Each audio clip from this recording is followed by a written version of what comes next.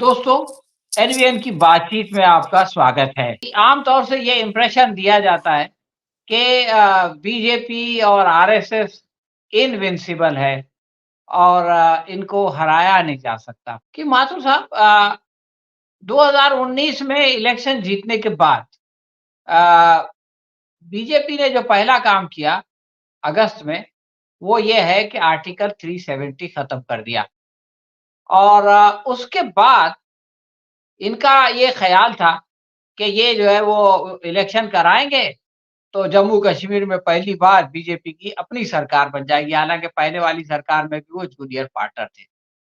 उस फ़ैसले को आज जो है वो साढ़े 4 साल हो चुके हैं और खुद सुप्रीम कोर्ट भी जो है वो उसकी पुष्टि कर चुका है, बल्कि सुप्रीम कोर्ट ने उ सरकार से कहा कि आप इलेक्शन कराएँ और आप तारीख बताएँ कि कब तक कराएँगे। मेरा सवाल ये है कि ये जिसको अपना बहुत बड़ा अचीवमेंट मानते थे, उस अचीवमेंट के बावजूद ये लोग जम्मू कश्मीर में इलेक्शन करा के क्यों नहीं कामयाब हो सके? आप माइक ऑन कीजिए सर। देखिए डॉक्टर साहब, यहाँ पर बात यह है कि कॉन्स्टिट्यूशनल पोजीशन चाहे जो भी हो और चाहे बातें चाहे जैसी भी हों, लेकिन फैक्ट ये है कि देश की आम जनता जो है 370 आर्टिकल को हटाने के खिलाफ नहीं है। हमको ये समझना चाहिए क्योंकि उसकी टेक्निकलिटीज़ मैं जानता हूँ, समझता हूँ, सब है। लेकिन अगर आप लोगों से बात करेंगे तो कहेंगे कि भाई ठीक है, इसकी कोई ज़रूरत नहीं है, और Jammu and Kashmir should be an integral part of India. उसकी वो आप लोग जो उसकी जो है समझिए नाइसिटीज़ नहीं समझते हैं मतलब। लेकिन मेरा फिर वही कहना है कि आपको 370 भी हटाना था, सब करना था, तो पूरे पब्लिक डिबेट के बाद हटाते। उसको आप हटा करके और अपना एक आपने अचीवमेंट वाली बात कर दी, सब कुछ कर दिया, ये है। अब मैं आपके सवाल पे आता हूँ। अब ये जो इसको अगर मान लीजिए इसको डिस्कस करते हैं, मुझे पूरी तरह से यकीन है, मेरे दोस्त भी कश्मीर में है, मेरा भी श्रीनगर जाना हुआ है, जम्मू में भी मैं रहा हूँ। मुझे अच्छी तरह मालूम है अगर आप समझा बुझा करके और इसको एक पब्लिक डोमेन में लाके डिस्कशन करके करते तो 370 को अपोज करने का कश्मीर में कहीं भी कोई वो नहीं था। इसको कुछ हार्डलाइनर्स को छोड़ करके आम लोग जो हैं, चाहे हिंदू हो चाहे मुसलमान हो, they are reconciled to the fact कि हिंदुस्तान में उनको रहना चाहिए, उसको हिंदुस्तान में रहने से उनको फ़ायदा है, मतलब ये उनको पता है। तो ऐसा नहीं है कि इनको कोई पब्लिक सपोर्ट ना मिलती। This could have been a popular decision even in Jammu and Kashmir and all that. तो ये बात थी। लेकिन एक सरप्राइज दे करके एक अपना बड़ा अचीवमेंट दिखा के जो उन्होंने किया, उससे जो है क्या करना चाहिए, वहाँ पर रिएक्शन थोड़ा एडवर्स हो गया, लोगों से हो गया। जहाँ तक उसका सवाल रहा क्या करना चाहिए इलेक्शन कराने का, तो इलेक्शन तो कराना ही चाहिए। जम्मू कश्मीर में कभी भी बीजेपी जो है कोई बड़ी पार्टी नहीं रही है। पिछले सालों में तो कांग्रेस भी नहीं रही, वहाँ पर तो हमेशा रीजनल पार्टीज ही रूल करती आई हैं, चाहे वो फारूक अब्दुल्ला की पार्टी हो, चाहे ये इनकी पार्टी हो, महबूबा मुफ्ती की पार्टी हो, सब है, और भी एक आध पार्टीज वगैरह थी। तो वहाँ पर अगर आप समझेंगे कि अगर आपने करा दिया और एकदम से क्या करना चाहिए बीजेपी वहाँ से जीत लेगी, तो मैं समझता हूँ ये कोई बड़ी अकल की बात नहीं थी मतलब। और अभी भी मैं समझता हूँ इनको इलेक्शंस कराने चाहिए, मतलब बीजेपी का तो या फॉर दैट मैटर कोई स्कोप नहीं है। मैं तो समझता हूँ कांग्रेस का भी बहुत ज़्यादा स्कोप नहीं है, क्योंकि गुलाम नबी आज़ाद साहब जो है वो बाहर हो गए हैं, कांग्रेस के सब है। तो ये है कि इनको अगर ये इलेक्ट्रोल गेम्स की बात थी कि 370 में से हटा करके इनको इलेक्ट्रोल गेम्स मिलेंगे जम्मू कश्मीर में, वहाँ भी इनकी सरकार बन जाएगी, तो मैं समझता हूँ कि देवर मिस्टेकन, उसकी कोई ज़रूरत ही नहीं थी। लेकिन जहाँ तक 370 का डिसीजन है, मैं समझता हूँ इसको और अच्छी तरह किया होता, पब्लिक डोमेन में लाकर डिस्कशन होता है क्या होता, तो इसका किसी भी लेवल पर अपोजिशन नहीं होता।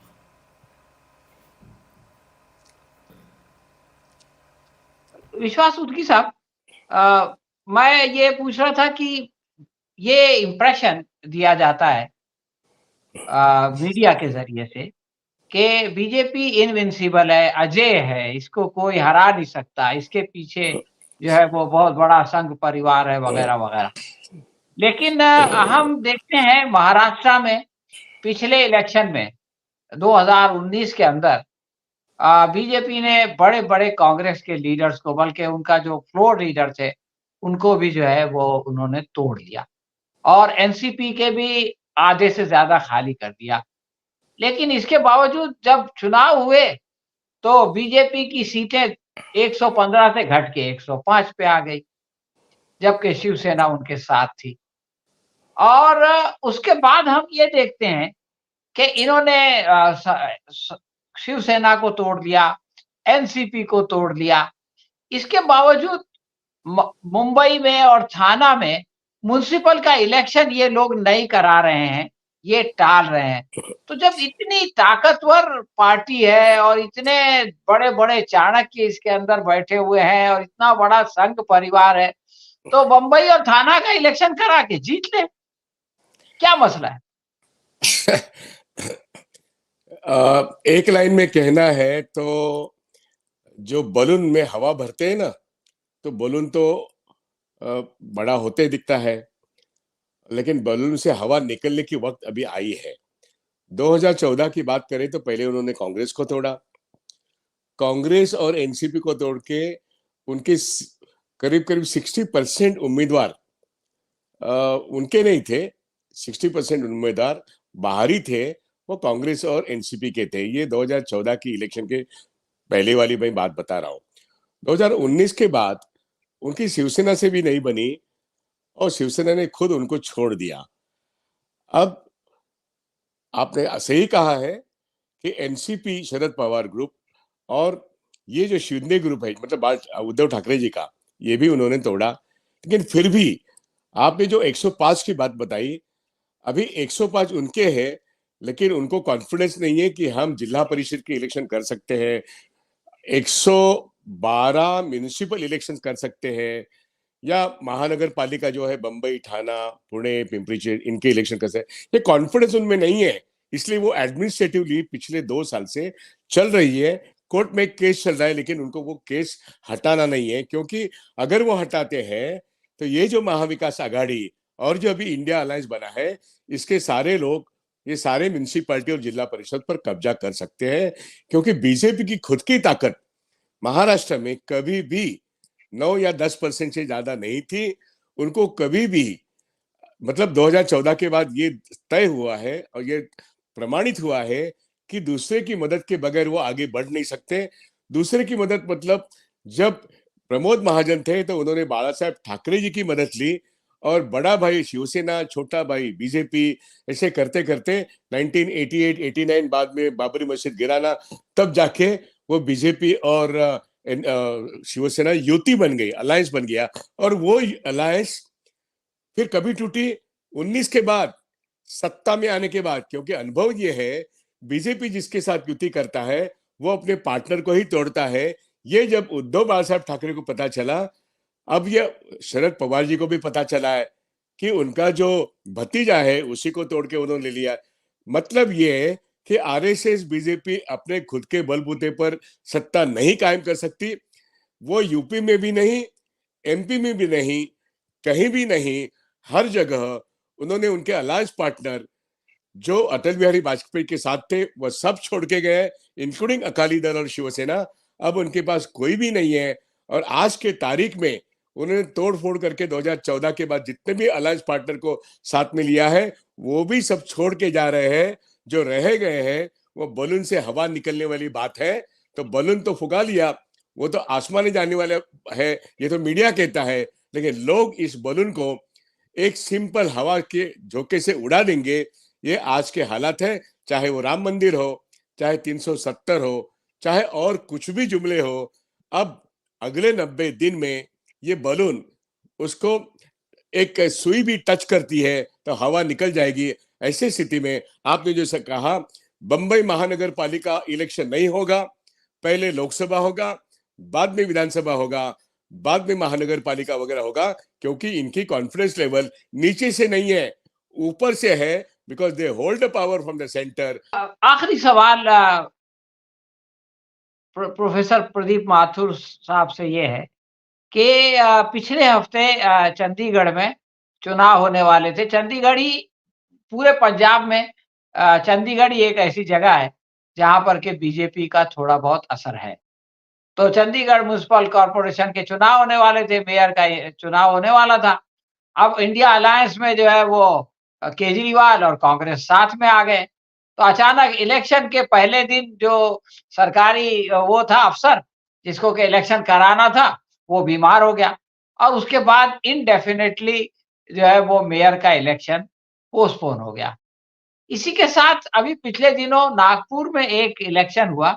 हमारे यहाँ एक ग्रेजुएट कॉन्स्टिट्यूएंसी होती है, उसका एक एमएलसी जाता है। तो वो एमएलसी के इलेक्शन में नागपुर से हमारे नितिन गडकरी साहब आते हैं और नागपुर से ही हमारे देवेंद्र फडणवीस साहब आते हैं। बल्कि बीजेपी के जो स्टेट प्रेसिडेंट हैं बावनकुले, वो भी नागपुर के आस-पास से आते हैं। तो ये 3 बड़े लीडर नागपुर से आते हैं और आरएसएस का हेडक्वार्टर भी नागपुर में है।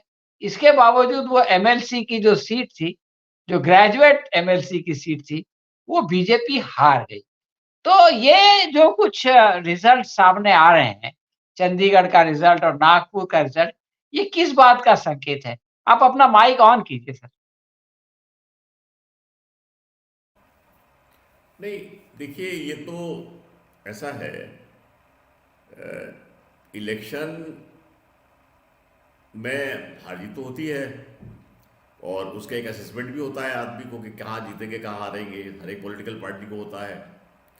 तो ये इनको भी है और ये ऑब्वियस है कि थोड़ा नर्वस तो है ही। ये सारे सारे जो एक्शंस हो रहे हैं, जैसे बॉम्बे का इलेक्शन नहीं हो रहा है, जम्मू कश्मीर में इलेक्शन नहीं हो रहा है, और जो जो जहाँ पर इलेक्शंस हुए हारे भी हैं, जीते भी हैं इलेक्शंस, मध्य प्रदेश और राजस्थान में तो जीते भी हैं। लेकिन जो ताज्जुब की बात है वो ये है कि राजस्थान, मध्य प्रदेश और छत्तीसगढ़ में इलेक्शन जीतने के बाद भी जो है ये कॉन्फिडेंस नहीं आ पा रहा है पार्टी को कि हम जो है फेयर इलेक्शंस में जाएं। ये ताज्जुब की बात मुझे लगती है, क्योंकि मैं समझता हूँ इन स्टेट्स में जीतने के बाद तो इनको कॉन्फिडेंस होना चाहिए था कि भाई अगर हम 3 बड़ी स्टेट जीत रहे हैं तो बॉम्बे का म्यूनसिपल इलेक्शन भी जीत सकते हैं या जैसे चंडीगढ़ वाला भी जीत सकते हैं। इसका मतलब कहीं ना कहीं इनके अंदर जो है एक बड़ा एक लैक ऑफ कॉन्फिडेंस हो आ गया है। मतलब ये मुझे लगता है कहीं ना कहीं नर्वसनेस ज़रूर है। अब इस नर्वसनेस का क्या कारण है, कैसा है, इनकी इंटरनल रिपोर्ट्स क्या कह रही हैं। कभी कभी मीडिया में ये भी आ जाता है कि जो अपने इंटरनल सर्वे करवाते हैं बीजेपी और आरएसएस वाले, उनमें भी कुछ अच्छी बातें नहीं आ रही हैं। अब जैसे पिछले दिनों मुझे एक फ्रेंड ने बताया जो कि कहते हैं कि उनके आरएसएस से बड़े अच्छे संबंध हैं। उन्होंने मुझे बताया है कि मतलब सुनी हुई बात है जो उन्होंने बताया, वो मैं आपको बताना चाहता हूँ कि आरएसएस ने अपना सर्वे करवाया एक। अब कहाँ करवाया, किससे करवाया, किस रोज़ करवाया, ये इसके बारे में कुछ उन्होंने नहीं बताया। उनका कहना है कि आरएसएस ने एक सर्वे करवाया, उनको ये लगा कि सर्वे का रिजल्ट आया कि आने वाले इलेक्शन में उनको सिर्फ 180 सीटें मिलेंगी बीजेपी को। तो कहीं ना कहीं तो ऐसी बात है which is making them loose confidence.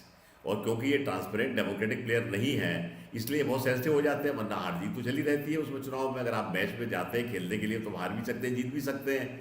आपको खुल के खेलना चाहिए, लेकिन ये खुल के नहीं खेल पा रहे हैं, मतलब कोई ना कोई ऐसी बात है। ये है मेरा ये मानना है। जो आपका जो पहला सवाल था जो कि आपने उनके हिसाब से भी किया कि भाई जनरल इम्प्रेशन ये है। ये बहुत से लोग मुझसे कहते हैं कि भाई वो अभी भी कह रहे हैं कि सब जनरल इम्प्रेशन ये तो आ ही गया, ये है वो है। जनरल इम्प्रेशन की 2 बातें हैं। एक तो देखिए 3 बातें मैं कहूँगा। एक तो प्रचार तंत्र बहुत अच्छा है इनका, जो है कोई कहना नहीं चाहिए। जो इनकी प्रोपेगेंडा मशीनरी है वो तो काबिल तारीफ़ है। मैं तो एक कम्युनिकेशन प्रोफेसर के हैसियत से कहता हूँ कि इतना अच्छा इनका पीआर सेटअप वगैरह है, वो तो बहुत ही, मैं एज ए प्रोफेशनली तो they are doing a very good job for their party.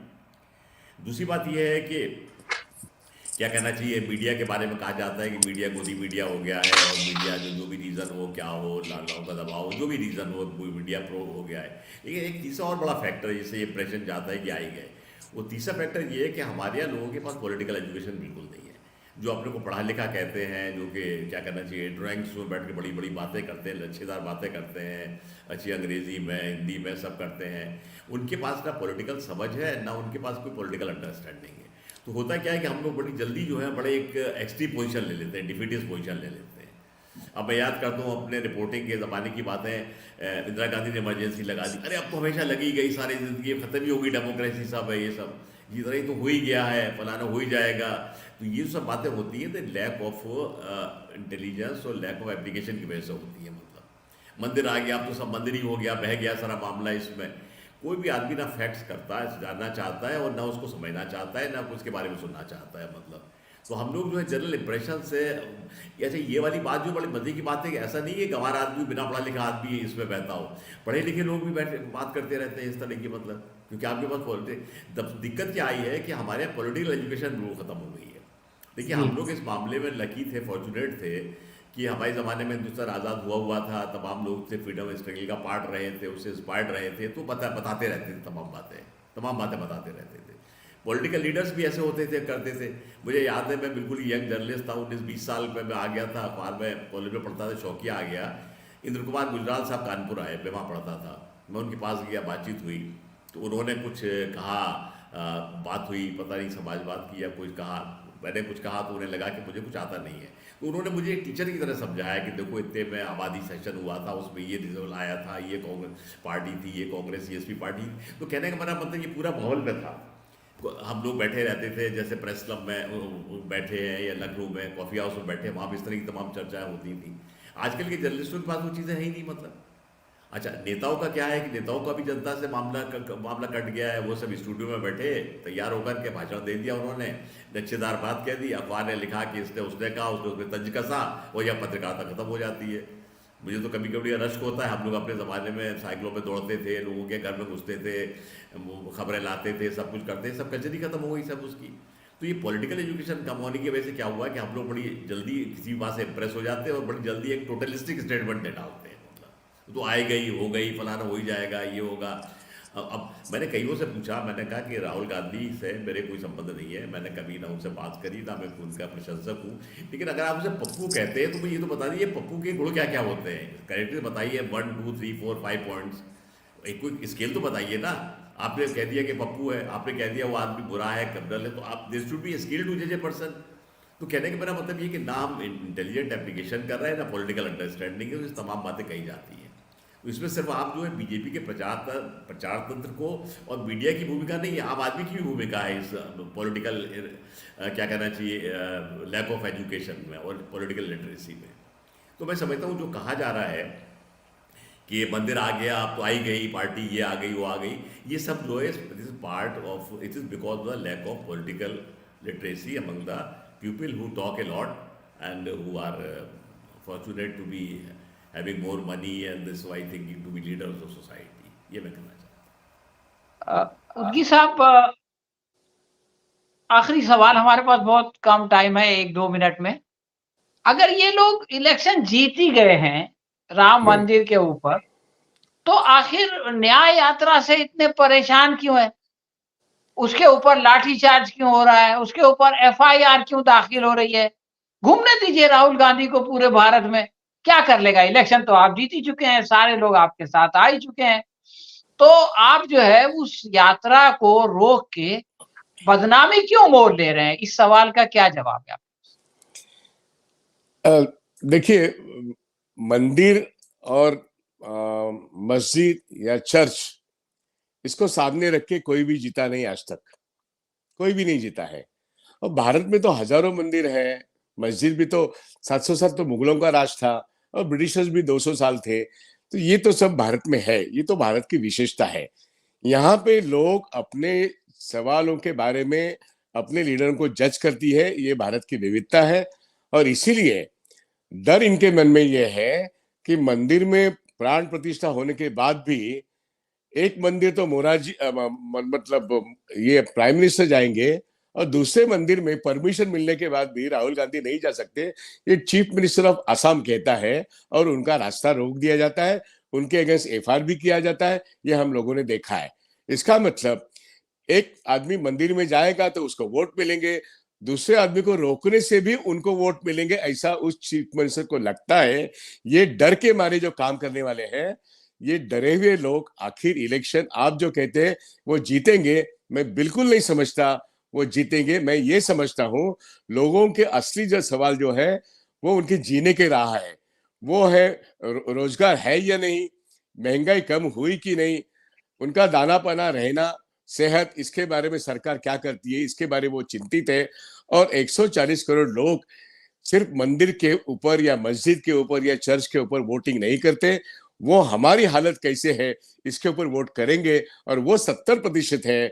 और अभी भी 30 या 34% से ज्यादा मोदी का वोट नहीं है। और मैं कहता हूं आप कितने भी राम मंदिर बनाओ या कितने भी चर्चेस या कितने भी मस्जिदें बनाओ, लोग 70% अलग ही होंगे, लेकिन वो बटे हुए हैं। और इसलिए क्योंकि वो बीजेपी के खिलाफ है, उनको एक करने के लिए इंडिया अलायंस का 1-to-1 जो सीट शेयरिंग है उसमें जब तक समझौता नहीं होता है तो कॉन्फिडेंस लेवल जो है वो इनका भी नहीं बनेगा और इनका भी बनेगा नहीं कि भाई 70% हमारे खिलाफ है।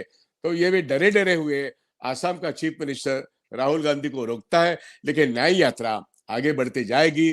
20 मार्च को बंबई में आएगी और यही तो माहौल बदलेगा। राम मंदिर का माहौल, किसी भी उत्सव का माहौल 1 या 2 या 4 दिन रहता है, उसके बाद रोजी रोटी का माहौल ही अंतिमतः इलेक्शन में काम में आएगा। यही तो हमारे 75 साल की एक परंपरा रही है। लोगों के सवाल पर जो बात करेगा उसी को वोट मिलेगा और वो मैं समझता हूं डर मोदी जी को है और सभी बीजेपी वालों को है। इसी में तो भारत की खूबी है, मैं ये समझता हूं। मैं तो बस एक दोस्तों बात ऐड अभी करना हम चाहता अपने हूँ, एक बात मैं ऐड करना चाहता हूँ। वो ये है कि ये तो सब है ही है, डर और सब है, तहजीब की कमी भी है, सलीका भी नहीं है। मतलब अगर सलीका होता है तो आपको चाहे कुछ भी हो, आपका कितना बड़ा दुश्मन हो, उसके साथ आप ये ना करते। तो इनको they lack political etiquette also, और जो एक राजनीति का जो सलीका है उसकी भी कमी है, जो कि इनको करना चाहिए। और जो पार्टी अपने को कल्चर की बात कहती है, दुहाई देती है, सब है, उसको मैं समझता हूँ उसके पास ये ना होना बड़ा एक डिसअपॉइंटिंग सी बात है ये। जी, जी। बहुत अहम बात बताई आपने कि इनकी जो बड़ी-बड़ी संस्कृति की बातें करते हैं, तो उसमें भी जो है वो गड़बड़ है। और वो उसकी वजह जो उनकी साहब बता रहे थे, वो ये है कि इनको डर है कि सत्ता चली जाएगी, बल्कि उससे भी बड़ा डर ये है कि जब सत्ता चली जाएगी तो उसके बाद जेल जाना पड़ेगा। तो जेल जाने का डर तो बहरहाल होता ही है। तो ये लोग जो बेचारे डरे हुए हैं, जेल जाने से डर रहे हैं, सत्ता के जाने से डर रहे हैं, वो जो है वो लोगों को डराने का काम कर रहे हैं। और यही बात आज के हमारे इस चर्चा से सामने आई। हम फिर कभी हमारे मेहमानों से कुछ और अहम जो है वो टॉपिक्स पर बातचीत करेंगे। आप लोगों का बहुत-बहुत शुक्रिया। हम फिर धन्यवाद। मिलेंगे। धन्यवाद।